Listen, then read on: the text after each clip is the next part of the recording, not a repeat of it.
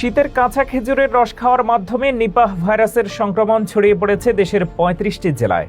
প্রাণঘাতী নিপা ভাইরাসের সংক্রমণ বেড়েই চলেছে। এটা ঠিক কতটা প্রাণঘাতী এবং এটা থেকে কিভাবে বেঁচে থাকবো সেটা জেনে নিন।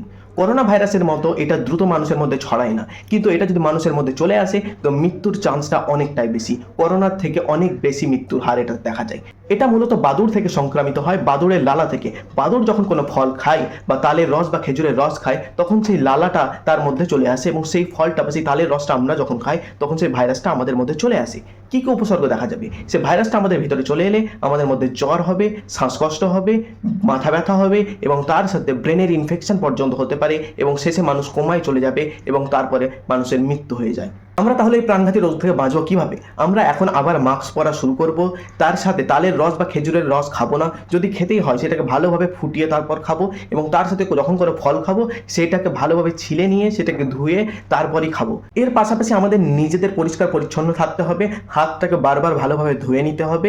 এই রোগের যদি কোনো উপসর্গ আপনার মধ্যে দেখা যায় তো সঙ্গে সঙ্গে হসপিটাল চলে যান যত তাড়াতাড়ি সম্ভব, কারণ এই রোগের কোনো ভ্যাকসিন নেই। তো যত তাড়াতাড়ি আপনি ডক্টরের কাছে যাবেন তত তাড়াতাড়ি আপনার চিকিৎসা শুরু হবে, তত আপনার সুস্থ হয়ে যাওয়ার চান্সটা বেশি থাকবে। তাই এই জিনিসটা অবহেলা না করে আমরা এই জিনিসগুলো মেনে চলবো।